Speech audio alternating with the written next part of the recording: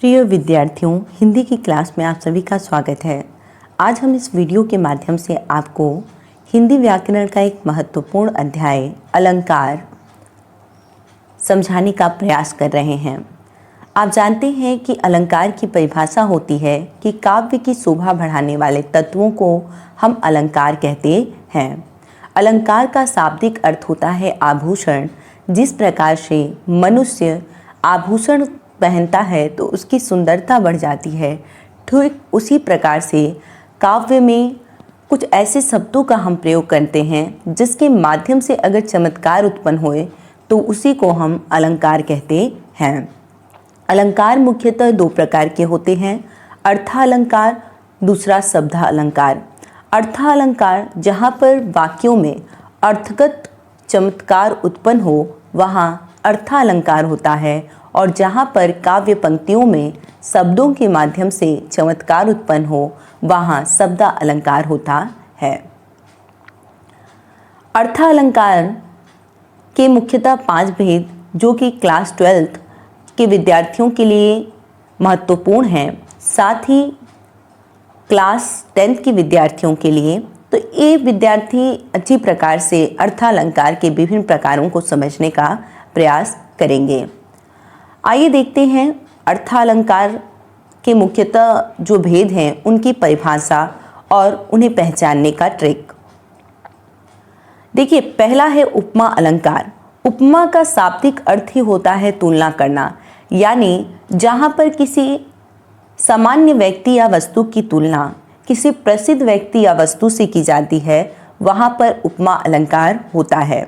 अब इसे पहचानने का ट्रिक देख लीजिए। इसे पहचानने का ट्रिक ये है कि जब पंक्ति में योजक चिन्ह ऐसे होता है, योजक चिन्ह आए और उसके पीछे से, सा, सी जैसे आदि शब्द लगे हों तो वहाँ पर क्या होता है, उपमा अलंकार होता है। जैसे क्या कहता है, एक बार फिर से समझ लीजिए।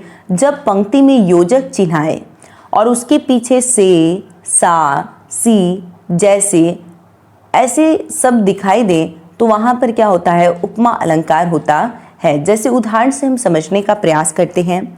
चांद सा सुंदर मुख, तब देखिए योजक चिन्ह के साथ सा आया है, अतः यहाँ पर उपमा अलंकार होगा। अब देखिए अगला उदाहरण है, नील गगन सा हृदय शांत सा हो रहा है। नील गगन सा में भी आप देखिए फिर से योजक चिन्ह लगा हुआ है। यहाँ पर शांत सा में भी योजक चिन्ह लगा है, अर्थात यहाँ पर उपमा अलंकार होगा। आशा करते हैं कि आपने इस अलंकार को समझ लिया होगा। जहाँ पर भी योजक चिन्ह के साथ से, सा, सी जैसे शब्द दिखाई दे उस उदाहरण को आप रूपक अलंकार, जहाँ उपमेय में उपमान का भेद रहित आरोप हो वहाँ रूपक अलंकार होता है। या आप यह भी कह सकते हैं, जहाँ उपमेय और उपमान में कोई भेद न हो वहाँ पर क्या होता है, रूपक अलंकार होता है। अब देखिए ट्रिक के माध्यम से समझते हैं हम। ट्रिक क्या कहता है? ट्रिक कहता है कि जब पंक्ति में दो शब्दों के बीच योजक चिन्ह आए और उसके पीछे सा, सी, से जैसे शब्द न आए तो वहाँ रूपक अलंकार होता है। जब दो शब्दों के बीच योजक चिन्ह तो आए पर सा, सी, से जैसे ऐसे शब्द न आए तो वहाँ पर रूपक अलंकार होता है। और आपने उपमा अलंकार में देखा था कि यहाँ पर क्या था कि योजक चिन्ह के साथ सा, से आता है, तब वहाँ पर उपमा अलंकार होता है। परंतु रूपक अलंकार में यह कहता है कि योजक चिन्ह तो आए परंतु सा, सी से न आए तो वहाँ रूपक अलंकार होता है। जैसे उल्का सी रानी दिशा दीप्त करती थी, यह क्या था, उपमा अलंकार का उदाहरण, क्योंकि योजक चिन्ह के साथ सी आया है तो वहाँ पर उपमा अलंकार है। परंतु रूपक अलंकार में कहता है कि योजक चिन्ह तो आए परंतु उसके साथ सा, सी, से जैसे शब्द न आए। तो उदाहरण इसका भी हम लोग समझने का प्रयास करते हैं। तो उदाहरण कहता है, मुनि लोचन चकोर शशि राघव। अब देखिए इसमें योजक चिन्ह तो आया है परंतु सा, सी, से नहीं आया, अर्थात यहाँ पर क्या होगा, रूपक अलंकार होगा। अगला उदाहरण है चरण रूपी कमल। चरण रूपी कमल में देखिए योजक चिन्ह तो आया है परंतु सा सी से जैसे शब्द नहीं आए हैं, इसलिए यहाँ पर भी क्या होगा, रूपक अलंकार होगा। आशा करते हैं आपने उपमा अलंकार और रूपक अलंकार को अच्छे से समझ लिया होगा। अब देखिए उत्प्रेक्षा अलंकार।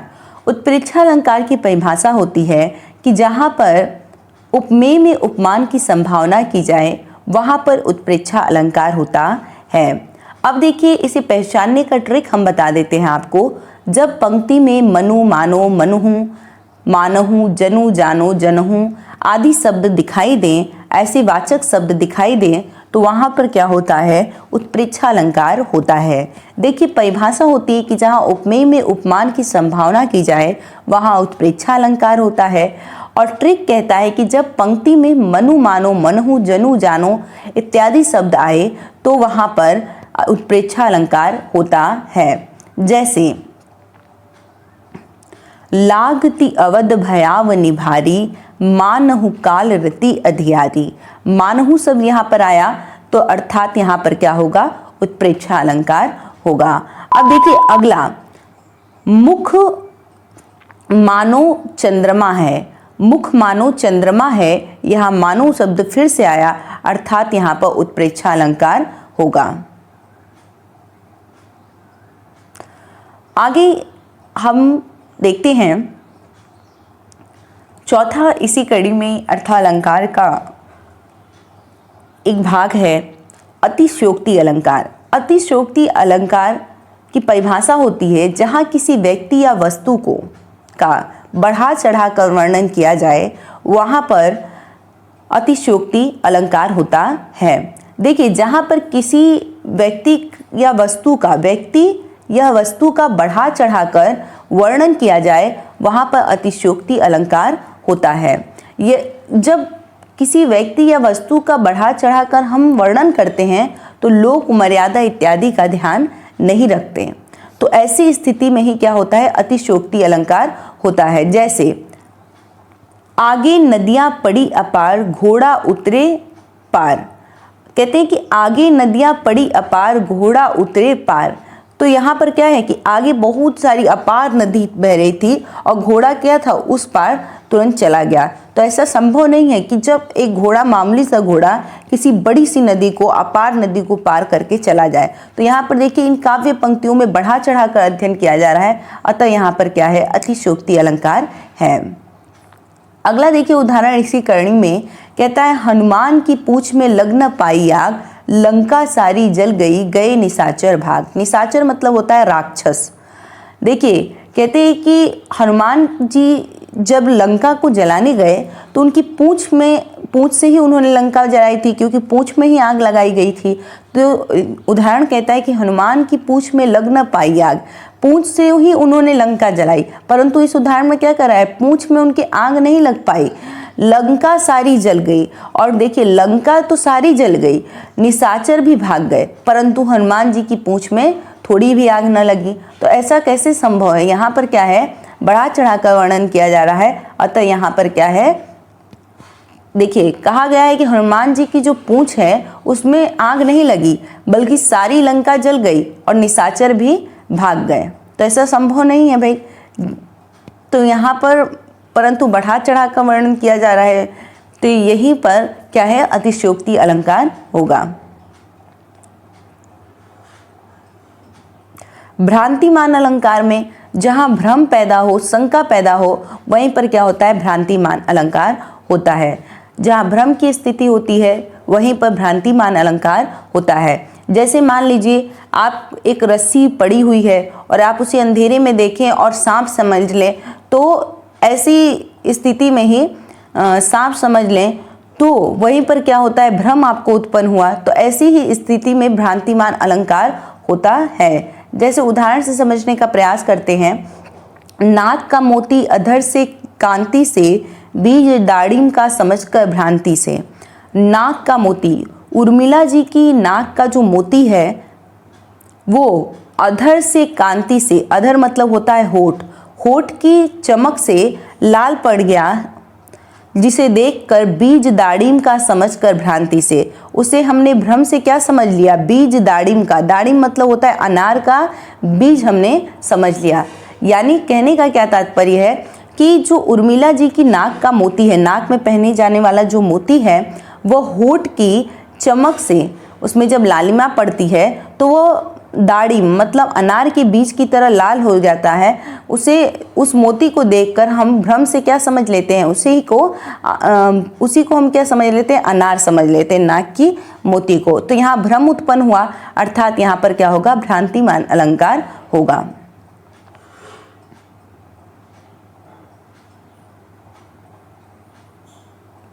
अब देखिए शब्दालंकार की परिभाषा और उदाहरण हम देखते हैं, शब्दालंकार की परिभाषा और उसके भेदों की परिभाषा को भी हम समझने का प्रयास करते हैं। जिन पंक्तियों में शब्दों के माध्यम से चमत्कार उत्पन्न होता है वहां पर क्या होगा, शब्दालंकार होगा।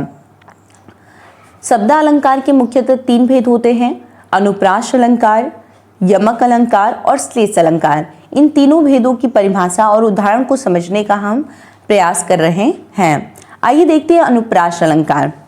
अनुप्रास अलंकार में क्या होगा, देखिए बेटा, अनुप्रास अलंकार जिस रचना में वर्ण या वर्ण समूह बार बार आते हैं वहां पर अनुप्रास अलंकार होता है। जिस रचना में वर्ण या वर्ण समूह बार बार आते हैं वहां पर अनुप्रास अलंकार होता है। जैसे विमल वाड़ी में वीड़ा ली। अब देखिए वह वर्ण की आवृत्ति यहाँ हो रही है, वह वीड़ा में भी वह है, तो वह जो है वह 3 बार आया है वर्ण, इसलिए यहाँ पर क्या होगा, अनुप्रास अलंकार होगा। इसी प्रकार से आपने एक सुना होगा, रघुपति राघव राजा राम, रघुपति राघव राजा राम। यहाँ पर देखिए इन काव्य पंक्तियों में भी र